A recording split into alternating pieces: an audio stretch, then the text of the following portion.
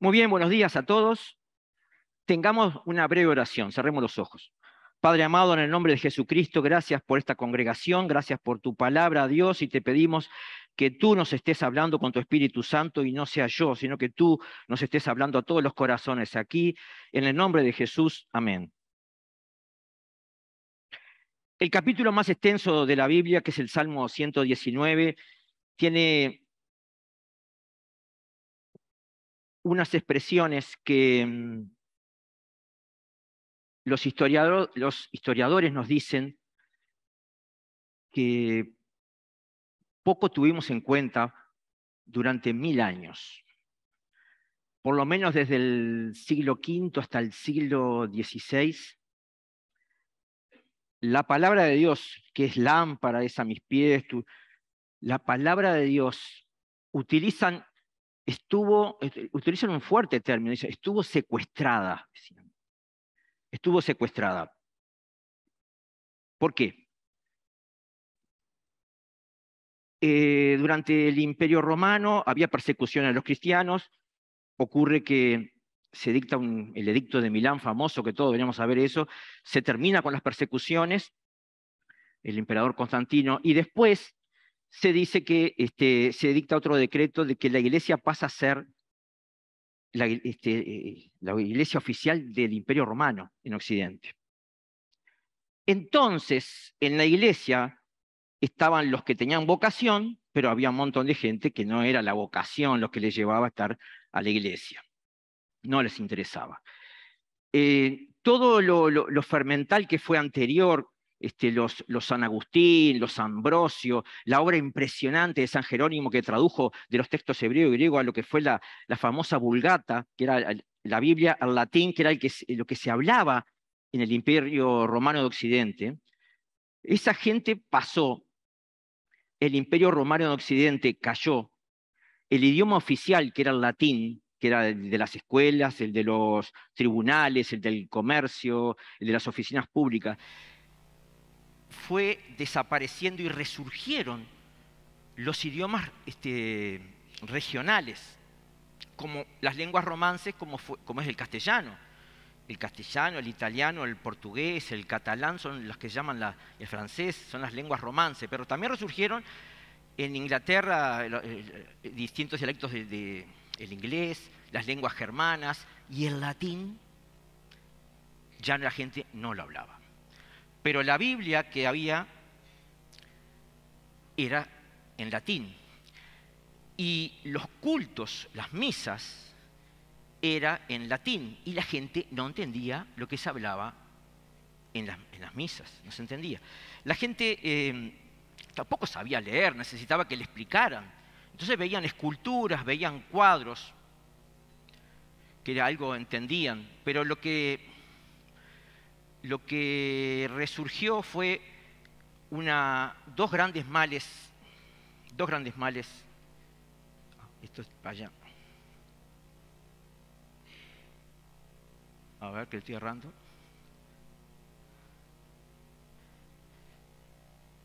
Dos grandes males de la historia del cristianismo. La ignorancia de la palabra de Dios y la superstición.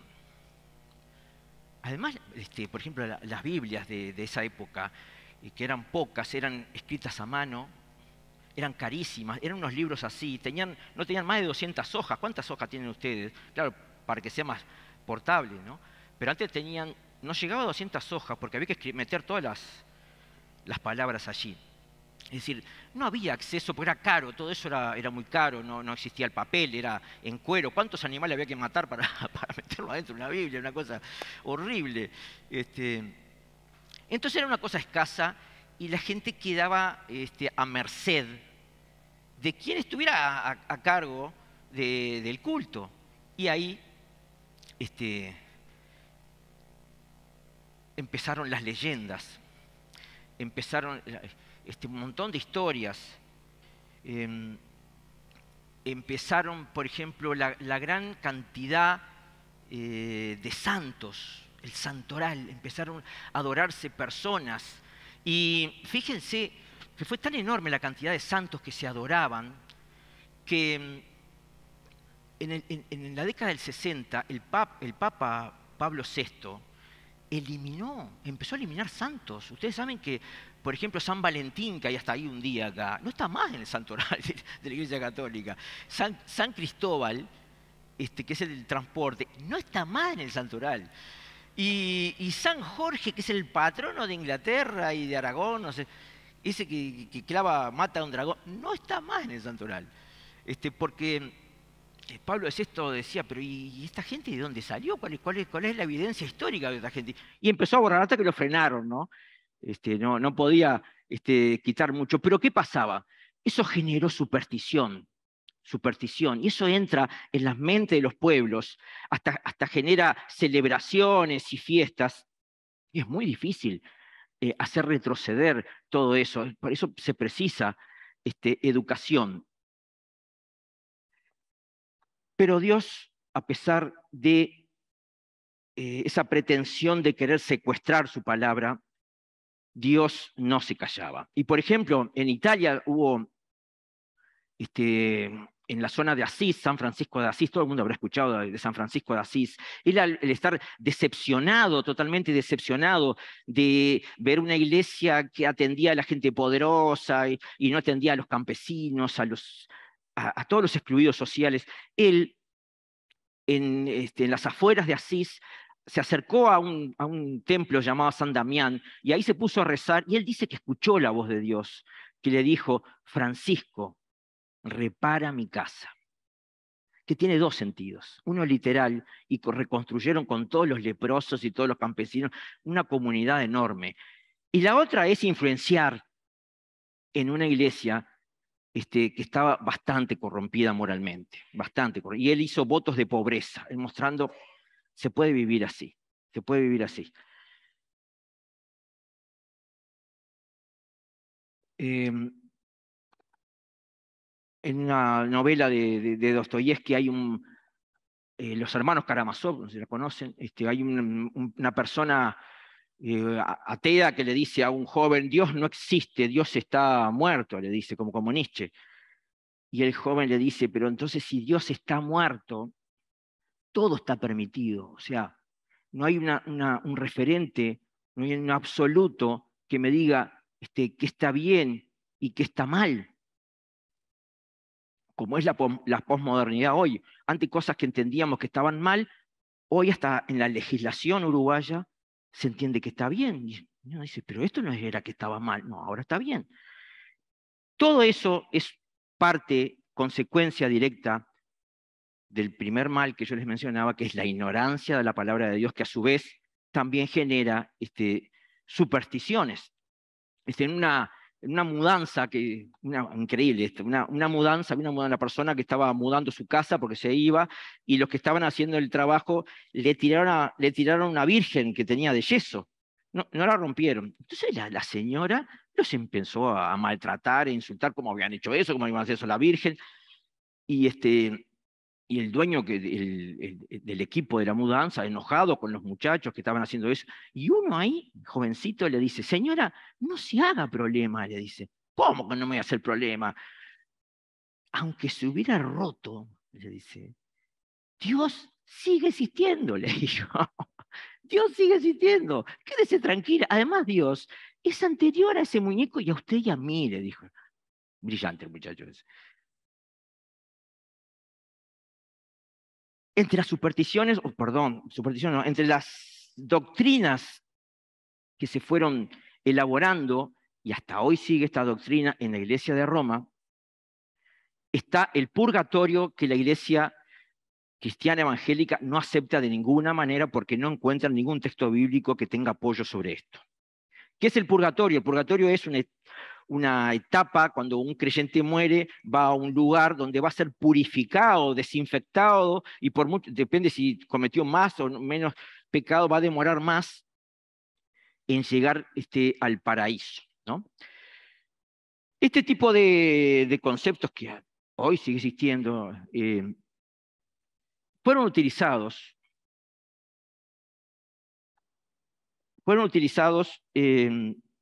porque hubo un momento en el siglo XVI que había que terminar la bellísima Basílica de San Pedro, ¿no? Y faltaban fondos. Entonces se decidió que se vendieran lo que se llaman las indulgencias. Las indulgencias, en este caso, era un documento autorizado por el Papa que perdonaba los pecados o aminoraba el castigo, acortaba el plazo en el purgatorio. No solo para los que estaban vivos, sino para los que ya habían muerto. Y eso llevaba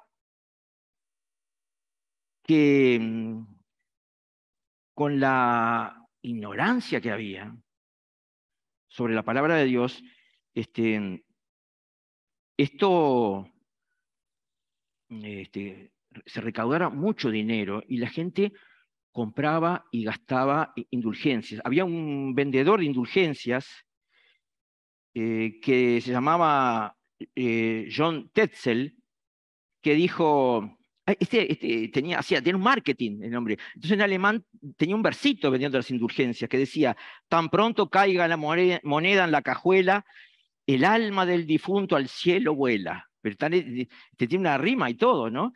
Y decía además: os daré cartas todas debidamente selladas, mediante las que incluso los pecados que tenéis la intención de cometer os serán perdonados. Los que tenemos esta intención de cometer serán perdonados. No hay pecado tan grande que no pueda ser remitido con una indulgencia. Solo pagad bien y todo os será perdonado.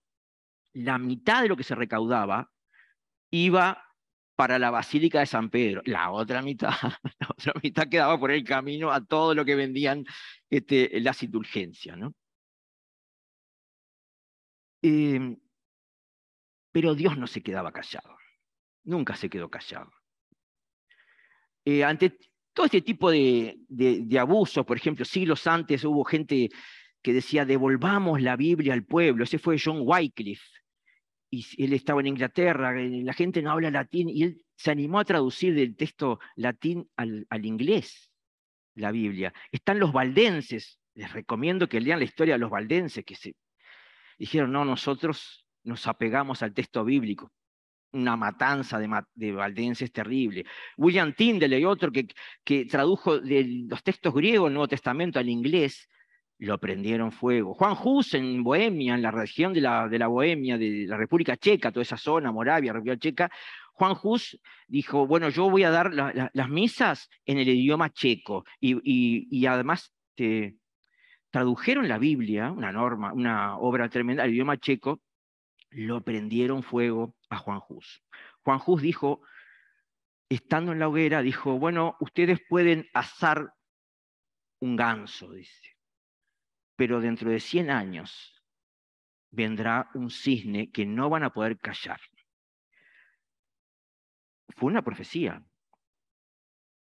A los 100 años, un monje agustino, de la orden de los agustinos, alemán, llamado Martín Lutero, si bien era un sacerdote, no era una persona convertida, era una persona supersticiosa, con muchos temores. Él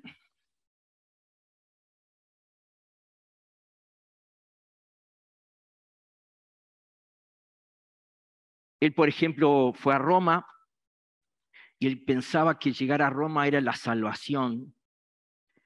Y en Roma vio, por ejemplo, visitó la Escalera Santa. ¿La Escalera Santa qué es? La Escalera Santa es una escalera de mármol que estaba en Jerusalén, que la madre del emperador Constantino, Santa Elena, la llevó a Roma, se instaló allí, y que se supone que era el pretorio de Pilato, donde Pilato juzgó a Jesús. Son 28 escalones de mármol, hasta hoy existen, ¿no? Está en el Vaticano. Entonces la gente subía de rodillas y rezaba un Padre Nuestro, los 28 escalones, lo que podían, ¿no? Y ahí liberaban pecados y pasaban al cielo. Todo eso, dice que Lutero dice que él estaba dando misas en Roma y le decían: apúrese, apúrese, termine. Todas esas cosas, él vio mucha corrupción moral, él vio mucha cosa que no le gustó, una decepción brutal tuvo en su vida, y el tema de las indulgencias que le acabo de contar no lo podía tragar, no lo podía aceptar. Además decía: pero ¿cómo es posible que adoren los huesos, las reliquias en las iglesias, ¿cuántas cabezas tiene el apóstol Juan? Porque en distintas iglesias había cabezas del apóstol Juan, o de los huesos de San Marcos, porque la gente ahí ponía dinero, o de la madera de la cruz de Jesús, pero podemos hacer una flota de barco con toda la madera que hay en todo. Entonces, a Lutero ya no le cerraba, pero el tema de las indulgencias fue la gota que, ¿cómo se dice? Que pasó el vaso. Bueno, eso mismo. ¿En qué sentido? Cuando llegó a Wittenberg, donde él estaba en Alemania, donde él enseñaba Biblia, donde él estaba en la Facultad de Teología, cuando llegó la venta de indulgencias, se enojó muchísimo, lo mismo la gente que lo rodeaba, que pensaba como él, y él, el 31 de octubre de 1517, es decir, mañana hace 505 años, mañana hace 505 años, de un evento que yo diría que cambió la historia universal, porque fue muy importante, especialmente en Occidente. Especialmente en Occidente. ¿Qué fue ese evento? Él simplemente reaccionó contra las indulgencias y escribió 95 tesis o reflexiones o cuestiones en latín. ¿Por qué en latín? Porque la idea de él no era romper con ninguna iglesia, sino que era provocar un debate sobre algo que para él era absolutamente absurdo, y las pegó en la puerta de la iglesia del castillo de Wittenberg, en un lugar donde se pegaban anuncios. Por ejemplo, una de esas tesis decía, si el Papa puede perdonar pecados, ¿por qué no los perdona? ¿Para qué manda a cobrar? Y si el Papa precisa plata para terminar San Pedro, ¿por qué no lo paga de su dinero si es bastante rico? Y así están las 95 tesis, están en castellano, la pueden leer. Lo que no esperaba Lutero es que la gente sacara eso de allí, lo tradujera a los idiomas germanos de la zona, lo imprimiera en la imprenta había sido ya inventada 80 años antes, se hicieron muchas ediciones, se distribuyeron por Alemania, y ahí fue el inicio de un movimiento que no pudo parar hasta hoy. Porque ahí se empezó a reflexionar, ahí empezó la gente a sumarse, los que se callaban, los que no decían nada por el temor a la Inquisición, por el temor a ir a la hoguera, la gente se callaba, pero Lutero era ese cisne que nadie podía callar, como había dicho Juan Hus 100 años antes.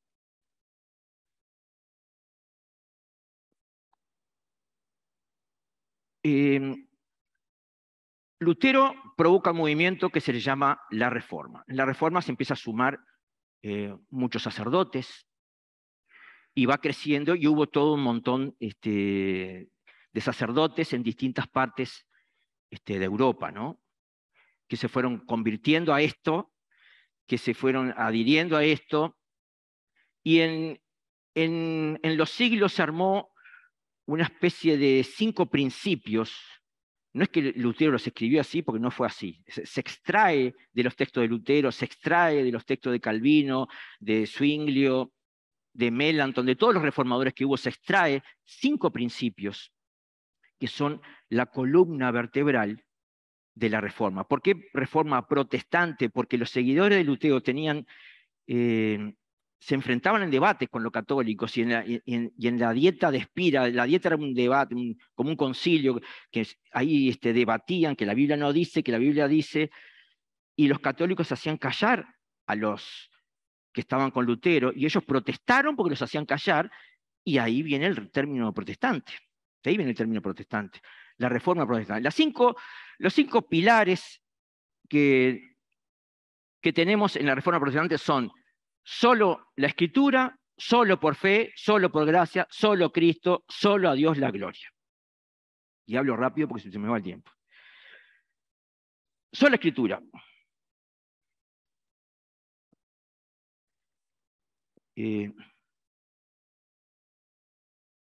La única regla de fe, la única autoridad es la Escritura. Uno puede decir, y claro, ¿cómo no? No, no era así. En uno de esos debates, Lutero estaba formando su mente. En uno de esos debates, un teólogo, John Eck, acusando a Lutero de jusita, de continuador de Juan Hus, para prenderlo fuego a Lutero, le dice a Lutero, le pregunta, ¿quién tiene más autoridad, el Papa o la Biblia? Si decía el Papa, no había ningún problema. Lutero quedó pensando, no lo había pensado, dice, yo no había reflexionado ese tema. Yo no tengo ninguna duda que es la Biblia.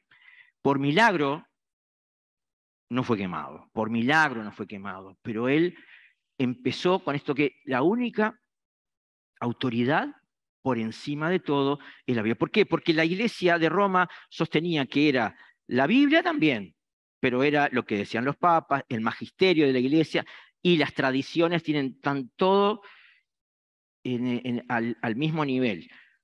No es que Lutero atacara todo eso, él decía que si hay algo antibíblico de allí, no funciona.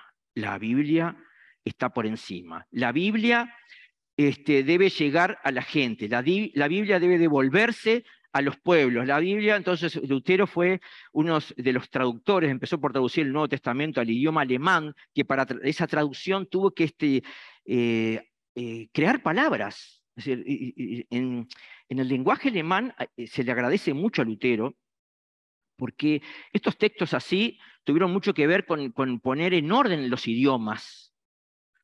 Generaron diccionarios, interesantísimo. Eso se podría hablar mucho de ese tema, ¿no? Y en sí empezaron las Biblias en las lenguas locales, ¿no? Tenemos la famosa Reina Valera, que el individuo, Casiodoro Reina, que tradujo esto, andaba escondido, ¿no? Impresionante la obra y todos agradecidos, ¿no? Sola Escritura llevó a que hubiera un famoso debate al cual era tan el impacto que hubo lo que llamó la dieta de Worms, la dieta de Worms. Acá tenemos un concepto. La Iglesia no debe determinar lo que enseña la Escritura, es la Escritura, bueno, que debe determinar lo que dice la Iglesia. Esto era revolucionario. Tenemos pasajes en la Biblia donde Jesús ataca la tradición.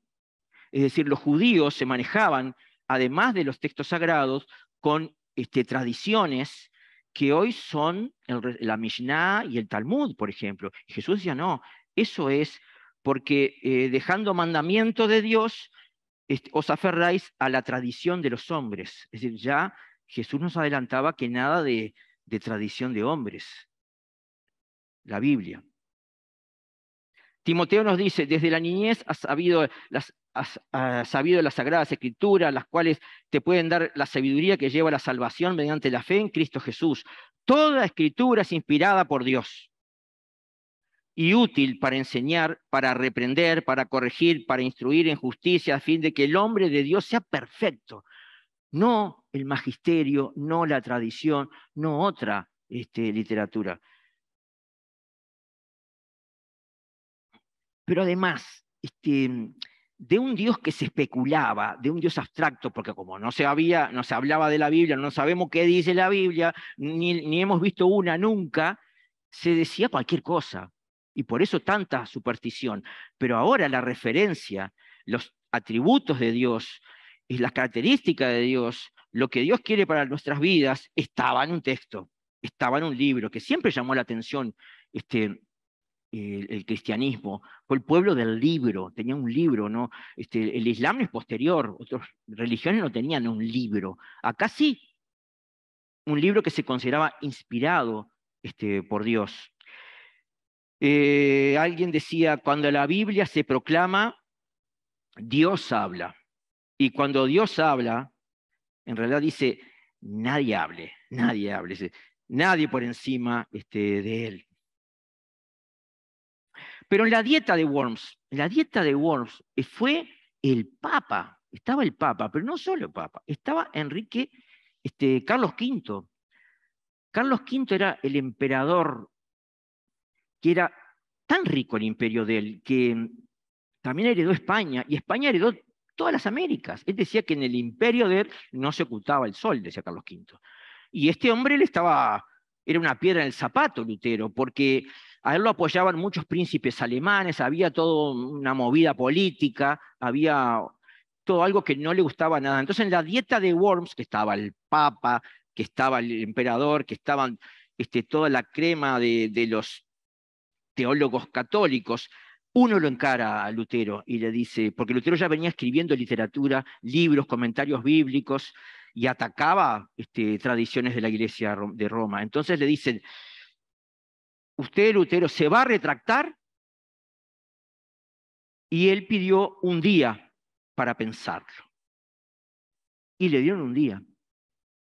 Y dice que le estuvo orando, y al día volvió, y otra vez toda la dieta pomposa y toda la gente, y él dijo así: a menos que sea convencido por el testimonio de las Sagradas Escrituras, o por una razón evidente, ya que no creo ni al Papa ni a los concilios, pues es claro que han errado y se han contradicho reiteradamente.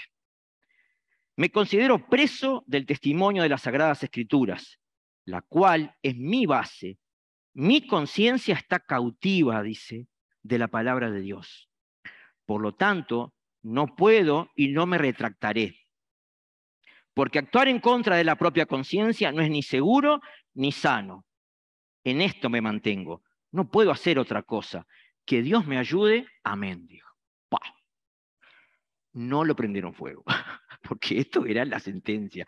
¿Por qué? Porque había príncipes alemanes que hicieron un corredor, se lo llevaron a un castillo y lo protegieron. Y ahí despegó la cosa, ¿no? Pero sola Escritura. Fíjense que del culto, que lo principal en la misa era el altar y sigue siendo el altar, lo que pasó a ser lo principal en el culto es esto. ¿Me ven a mí acá? ¿Qué estoy? Es un púlpito. ¿Y el altar dónde está? Miren ahí. ¿Se dieron cuenta? No es casualidad. Es el altar, o lo que sea, la mesa allí, ahí celebramos la cena, una cosa muy importante para nosotros, un mandamiento de Jesús, pero lo principal es la proclamación de la palabra de Dios. El que predicaba sin fundamento bíblico, lo borraban, es inútil, no sirve. Además predicaban en forma secuencial. Por ejemplo, Calvino hizo 165 prédicas sobre el Génesis y después sobre el Éxodo, la Biblia entera. ¿Sí? Nosotros es lo que hacemos en la escuela dominical. Y las iglesias eran tan enormes que la gente no escuchaba y no había micrófonos. Entonces empezaron a construir los famosos, hermosísimos púlpitos. Los púlpitos. Yo señalo ahí, pero acá, miren eso, es una obra, una joya de madera hermosa. Ahí se paraba el predicador y hablaba para la gente que estaba allá y que estaba acá. Esto se ve mucho en los países escandinavos, porque se conservan las iglesias enormes y el púlpito del predicador protestante hablando.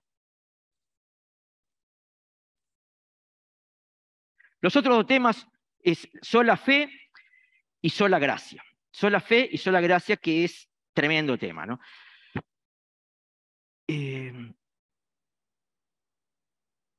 Hubo una vez un encuentro de gente de distintas religiones en Inglaterra que discutían qué es lo distintivo del cristianismo. Y uno dice, bueno, la resurrección no, porque en tal religión también hay dioses que resucitan. La encarnación de Dios, no, también hay encarnación, no. Dicen que seguían discutiendo así y apareció C.S. Lewis, no sé, un flor de autor C.S. Lewis, y le preguntó qué estaban discutiendo, y le contaron. Y él dijo, pues eso es fácil. Dijo, ¿cómo que es fácil? Hace rato estamos discutiendo. La gracia, dijo. La gracia. El cristianismo no es una religión donde la gente hace un esfuerzo sobrehumano de acercarse a Dios. Curiosamente, a mí me cuesta decir una religión, pero es una religión donde Dios busca al hombre. Dios nos busca. Dios nos busca. ¿En cuántas etapas de nuestra vida? Analicen su vida. Yo podía dar mucho testimonio. Pero además, nos regala la salvación. Eso es rarísimo. Por ejemplo, el budismo tiene 8 pasos. El número 8 es hasta hay superstición, yo estuve en China y hay 8 escalones en un montón de lugares, ¿no? Son 8 escalones, todas así. Hay 8 pasos y ahí no sé qué, se llega ahí a una liberación. El hinduismo hay que reencarnar y no sé cómo es todo el mecanismo. El judaísmo es cumplir la ley.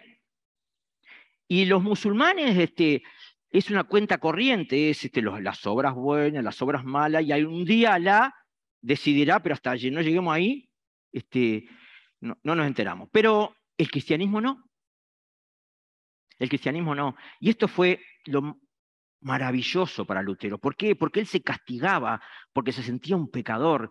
Él se afligía con ayunos, él hacía penitencias, se guardaba, hasta se pegaba, se flagelaba, porque se sentía un pecador, se confesaba con un confesor y se iba, pero se acordó, ay, me olvidé de tal pecado, y volvía otra vez, hasta que alguien lo paró y le preguntó, Martín, ¿tú amas a Dios?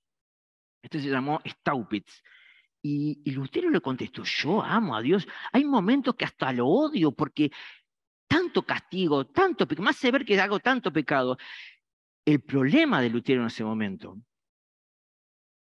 era que no conocía la gracia. La gracia es un regalo que Dios nos hace a diferencia de la misericordia. La misericordia es no darnos el castigo que precisamos, ¿no? Merecemos un castigo, no nos dan ese castigo. Pero la gracia es darnos algo que no merecemos, que no merecemos. Yo quiero aburrirlos, pero miren, les voy a leer algo escrito hace 500 años. Dicen que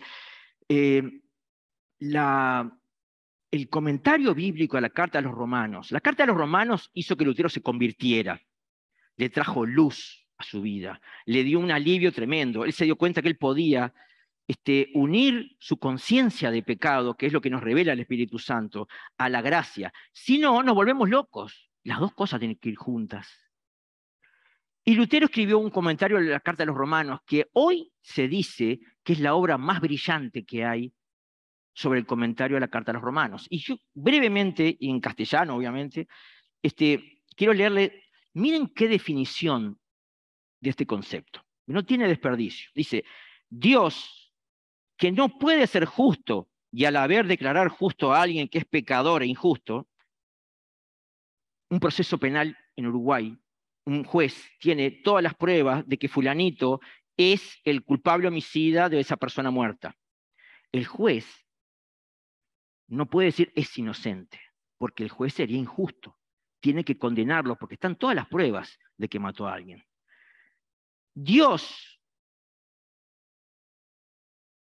si nos absolviera de entrada, sería un Dios injusto.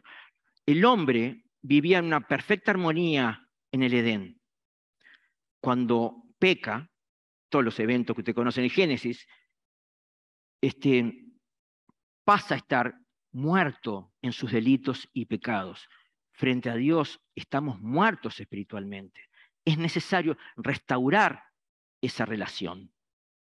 ¿Cómo? Entonces, vuelvo a repetir. Dios, que no puede ser justo y a la vez declarar justo a alguien que es pecador injusto, ha enviado a alguien para morir en sustitución y en expiación por las faltas del género humano. Jesucristo, ¿no? Esa obra, llevada a cabo por Jesús en la cruz, no puede ser ni pagada, ni adquirida, ni merecida. Tan solo cabe aceptarla a través de la fe o rechazarla. ¿La acepto por la fe o la rechazo? Es la opción que tenemos. Los que la aceptan a través de la fe son aquellos a los que Dios declara justos. O los que justifica no porque sean buenos o justos gracias a sus propios méritos, sino porque han aceptado la expiación que Jesús llevó a cabo en la cruz. De esa manera, Dios puede ser justo y al mismo tiempo justificar al que no lo es. De esa manera también queda claro que la salvación es un regalo de Dios, un resultado de su gracia, y no de las obras o del esfuerzo humano. De nada servía comprar indulgencias. De nada sirve el el esfuerzo humano.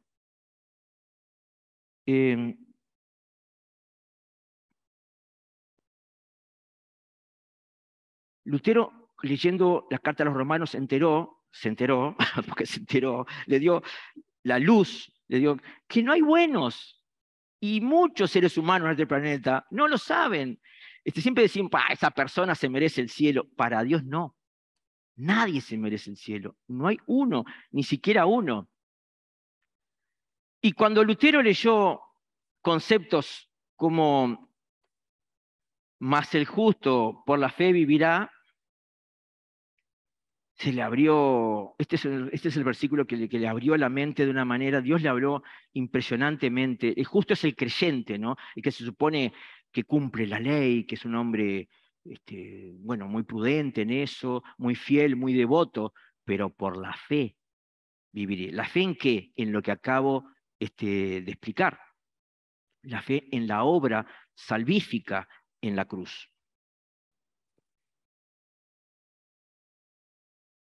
Romanos 5.1 dice, justificados. ¿Qué es justificado? En un proceso penal, alguien que es justificado es alguien que es declarado exonerado de culpa, exonerado de pena. Eso es el justificado. Por ejemplo, la legítima defensa en el derecho penal uruguayo. Por ejemplo, alguien me viene a atacar, yo me defiendo, pero lo mato. Si cumplo una serie de reglas, no cometo un homicidio. Se me aplica una causal de justificación. O sea, en el derecho uruguayo se menciona esa palabra, ¿no? Y se me exonera de pena, ¿no? Dice, justificados, pero por el esfuerzo humano no. Pues por la fe, ¿qué pasa? Tenemos paz para con Dios por medio de nuestro Señor Jesucristo. La carta a la Romana es la carta sin duda más importante de Pablo. Aunque discutamos esto, capaz que lo podemos discutir, pero es la carta más importante del apóstol Pablo. Al punto que la gente que no está de acuerdo, que también se precisan las obras, a mí me dijo una persona, lo que pasa es que Pablo no entendió a Jesús, dijo. Bueno, ahí dice que patearon el tablero, ¿no? Ya haciéndole perder autoridad a Pablo. La justicia de Dios es por medio de la fe en Jesucristo y para todos los que creen en Él. Por cuanto todos pecaron, están destituidos de la gloria de Dios, que dice el capítulo 3, y están destituidos de la gloria de Dios, siendo justificados gratuitamente por su gracia mediante la redención de que es en Cristo Jesús, y a quien Dios puso como propiciación por medio de la fe en su sangre para manifestar su justicia. Y la carta a los romanos nos explica muy bien todos estos conceptos. Pero tengo que avanzar. Pero otro versículo clave que hay que tener subrayado en la Biblia, aunque unos dicen, no, ¿cómo vas a rayar la Biblia? Hay que subrayar la Biblia, lo que hay que destacar, hay cosas que son claves, es Efesios 2, 8 y 9. Yo no sé muchos versículos de memoria, pero hay que saberlo. Hay que saberlo porque es clave este versículo. Dice, esta versión dice, porque por gracia ustedes han sido salvados. Es un regalo no merecido. Clarísimo. ¿Qué dos lecturas tiene esto? Mediante la fe, no mediante el esfuerzo humano ni mediante las obras. Esto no procede de ustedes, es un regalo, sino que es el regalo de Dios, no por obras, para que nadie se gloríe. Los abogados somos especialistas en darle igual 3 o 4 lecturas a los textos, ¿no? Pero es difícil cambiar el texto. Pero claro, la manera es decir, Pablo no entendió a Jesús, ¿no? Es una manera de patear el tablero, digamos, ¿no? Solo Cristo es la otra cosa, es el otro punto. ¿Qué quiere decir solo Cristo? Timoteo dice, porque hay un solo Dios y un solo mediador entre Dios y los hombres, Jesucristo hombre.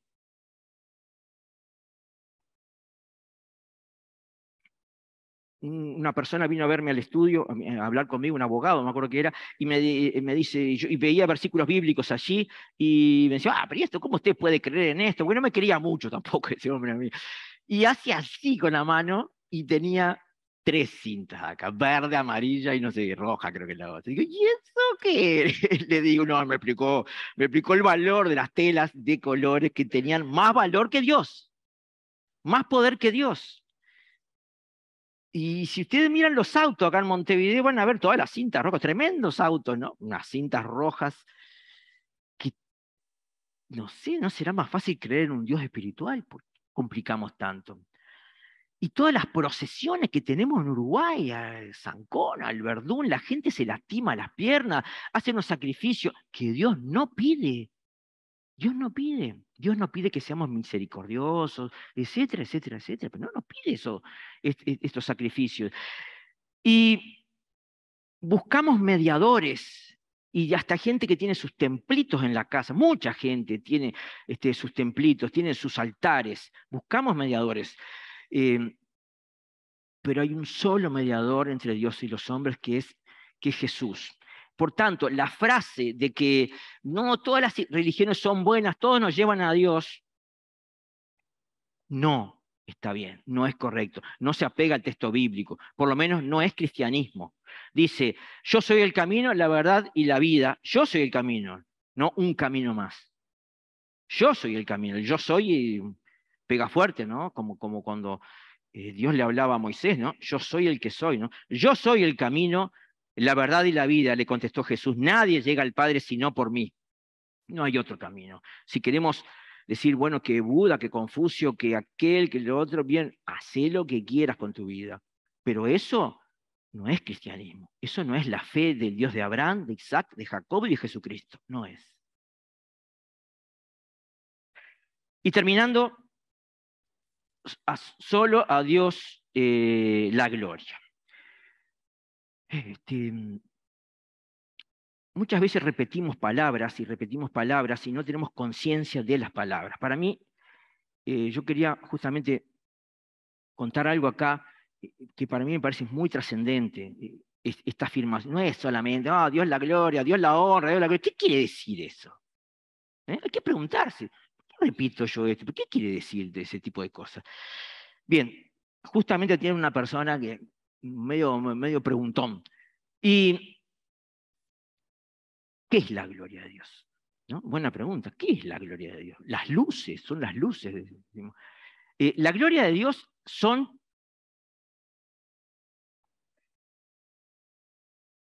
los atributos de Dios, las características de Dios que se revelan al ser humano. Es decir, miren la creación, si quieren enterarse. Nos va a mostrar, como dice este salmo, ¿no? Los cielos cuentan la gloria de Dios y el firmamento anuncia la obra de sus manos. Ese es el poder, la gloria de Dios. Ahora bien, todos los seres humanos, todos, hemos sido creados con un propósito. En el Edén, ese propósito, Adán y Eva lo cumplían y tenían una vida plena, hasta que hicieron uso de su libre albedrío y pecaron y se apartaron y perdieron el rumbo, y ya no cumplían ese propósito. ¿Qué quiere decir esto? ¿Qué quiere decir esto? Yo estuve en Puerto Madryn, en la Argentina, y vi unas ballenas enormes saltar.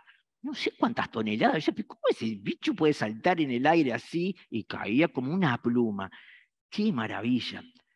Imagínense una ballena enorme encerrada en una pecera con la ñata contra el vidrio, como el tango aquel, y mirándonos.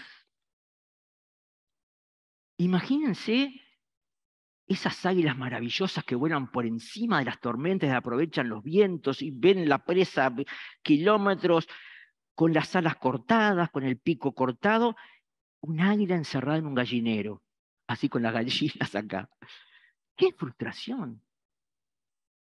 ¿Por qué? Porque no están viviendo el propósito para que fueron creados. Todos nosotros fuimos creados con un propósito. Y cuando no vivimos ese propósito, nuestras vidas no están plenas por más dinero que tengamos. ¿Cuántos suicidios hay de gente rica? O fama. ¿Cuántos suicidios hay de gente famosa, de músicos que a mí me encantaban? Se mataron.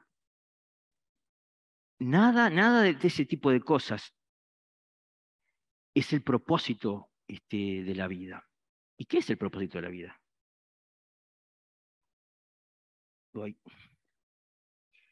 Dice, Isaías, ¿no? Dice, todos los llamados de mi nombre, y ahí viene la explicación. Para gloria mía los he creado. Los formé y los hice. Para gloria mía los he creado, los formé y los hice. ¿Qué quiere decir eso? Ya llego. Paz.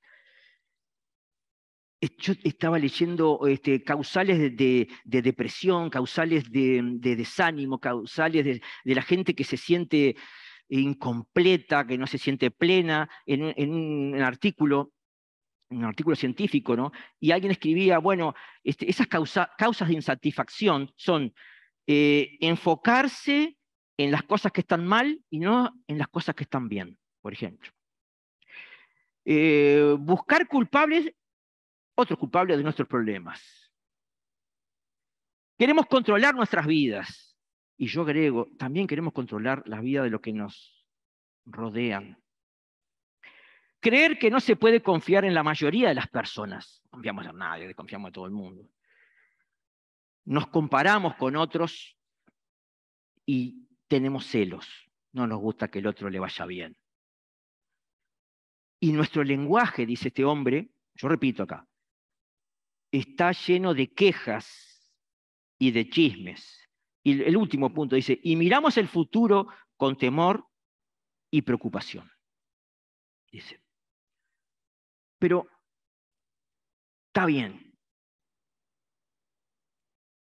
Pero, ¿y nosotros por qué no miramos hacia nuestro interior también?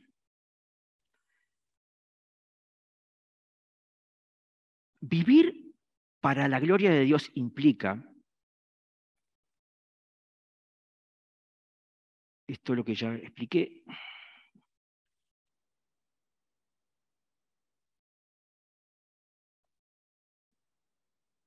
que el trabajo o nuestra actividad no es un fin en sí mismo. Nuestro trabajo, ese trabajo hermoso que tenemos, es un medio para la gloria de Dios. Nuestra familia es un medio para la gloria de Dios. El salir y entrar, el comprar y vender, todo debe ser para la gloria de Dios. Dice el texto bíblico, dice, si pues coméis o bebéis o hacéis otra cosa, hacedlo todo para la gloria de Dios. Yo en la crisis del 2002, esto es una confesión pública, con los problemas económicos que había, yo tenía una familia, sigo teniendo, pero la situación económica estaba bastante complicada y estaba pensando, no, yo capaz que tengo que dejar la profesión, me tengo que ir, me tengo que ir del país, empecé con todo ese tipo de cosas, y resulta que en el 2002, esa mano invisible de Dios que está en nuestras vidas, me invitaron a una conferencia en Costa Rica de abogados cristianos. Se fundaba una asociación de abogados cristianos latinoamericana en ese momento. Yo fui por Uruguay con otros más. Y el fundador de Advocate International era un abogado norteamericano que él contó su testimonio, por qué estaba acá y qué estaba haciendo. Y él dijo, yo era abogado de la Ford. Yo tenía muchas cosas. Y en un momento dije, bueno, capaz que yo tengo que ser pastor, yo tengo que ser misionero, voy a dejar la profesión.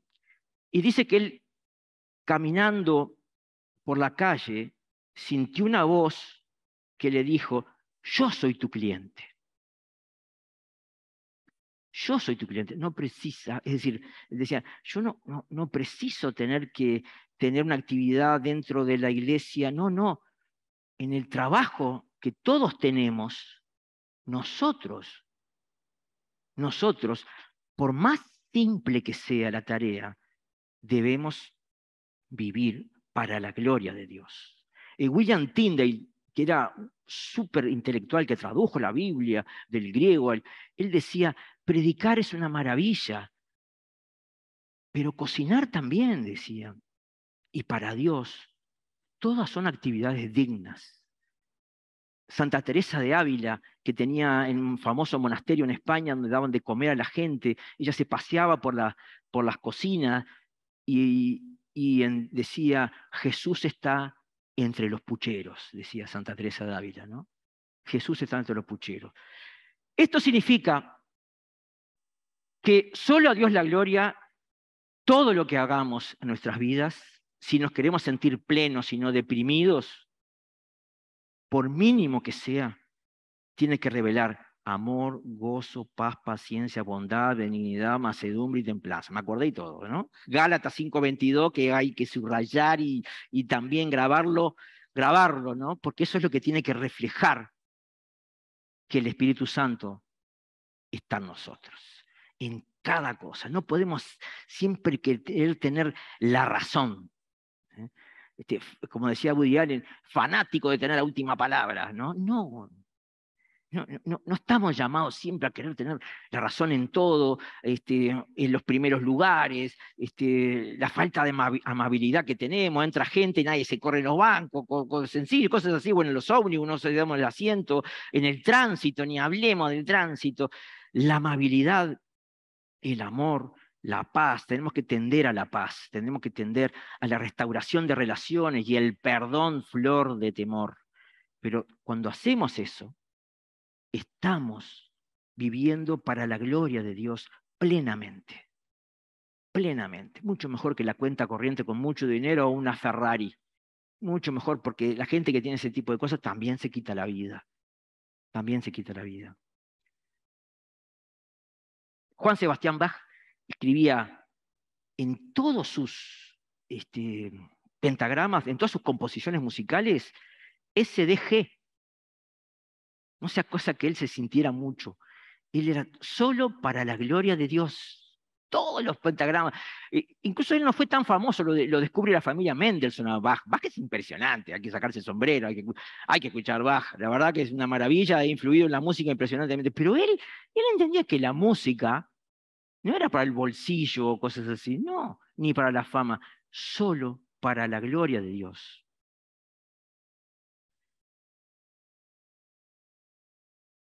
Levántate y resplandece que tu luz ha llegado. La gloria del Señor brilla sobre ti. Isaías nos dice a través de los siglos. Y Apocalipsis nos dice, hazlo todo para la gloria de Dios. Que la gloria de Dios brille en tu vida. Vamos a orar, hermanos. Cerremos los ojos. Dios y Padre que estás en los cielos, te pedimos perdón por todo el tiempo perdido y ayúdanos a rescatar ese tiempo. Ayúdanos a recuperar el tiempo perdido. Gracias porque siempre sigues contando con nosotros. Te pedimos que nos ayudes a perdonar y amar, Señor, nuestras vidas. Oramos también por este país, para que este país mejore, para que este país te conozca. Oramos por el fin de la guerra en Ucrania, Señor, por el fin de todas las dictaduras que están destruyendo países en todo el resto del mundo. Oramos, Dios, porque tú sanes y protejas a toda la iglesia perseguida en el resto del mundo, tú termines con el narcotráfico en México, en Colombia, en toda Latinoamérica, Dios, tú bendigas a todos los migrantes que están atravesando todo Centroamérica, Señor, y toda esa gente que está tan desprotegida, bendice el Darién, bendice todos esos lugares terroríficos, Dios. En el nombre de Jesucristo, Dios, queremos ver tu mano y queremos que tú hagas que nosotros podamos vivir tu gloria cada día. En el nombre de Jesús. Amén, Señor.